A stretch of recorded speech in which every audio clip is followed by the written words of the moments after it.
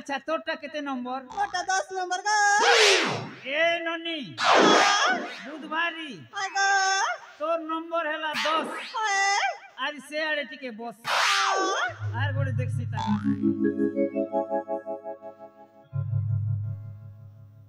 ए बाईटा तो पूरा पूरी भुसकी चना ए ननी भुसकी चना तोर मा मरनो ना तुई भाजी देबू मोर लागी मोटर चना अरे मुई हेई गली न तो ना घन ए सुनु छुपेगा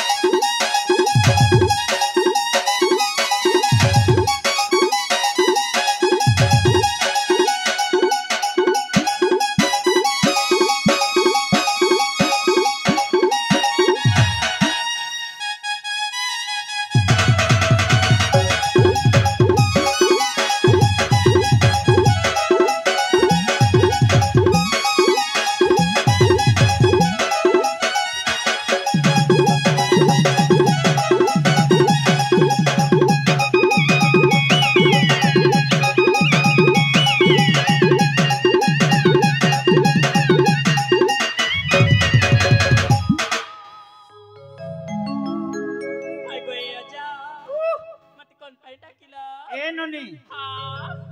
तोर हल्दी मुखा गागर हेई जीवारे ननी बेकार बोली करी रे ननी तोके मुई छता गोटे आनी दिछेगा हो होए ए ननी इटा गस्तले उड़वा छता है लिए जा मते तो छता दरकार अच्छा अच्छा अच्छा लिए जा मते कोन पैदा किलो सेटा कहू ना ए ननी तो ना काई ना इया जा ओ ताहले म नाटा सुनी बना हां कोन ननी को हाय गो इया जा म नाटा होछि ना हां म नाटा होछि दीप्ति तो ना दीप्ति हां तो के रात दिन करवार पड़वा दीप्ति अच्छा ननी दीप्ति हां अच्छा तोटा केते नंबर लिया जा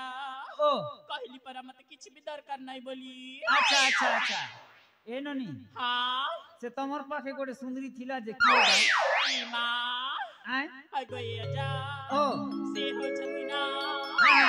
अरे सबर पल्ली राजा जे मां अच्छा अच्छा ई सवर पली राजो जे मां हां ए ननी हां मोर पाखे गोटे भाई अछेगा ई मां आय लिया जा ओ तम भाई देखि बाकू केमिति मां ए ननी हां मोर भाई तालगज पर डेंगो छे रे ननी मां ओ यार तार दादी पोड़ुआ गुड़ा पर आए ना लिया जा ओ तम भाई कोन भालू नहीं भालू नहीं से मानेगा जा होय आम अपना हां कोनी चौधरी गढ़ामा ए बात लिया जा तम भाई सहित ना सेटिंग हेई पारी बनी मां सेटिंग हबो मुई तो सेटिंग करी फिटिंग करी सार बिना लिया जा ए भाई बेसी कथा जदी कहिबु ना से लंबा ना को भांगी दबु मां या बा नाक भांग ले ले भौनी देखु छ कन मां ए भाई ए बुढ़ा को पाने दबा ना पानो हां पानो दियो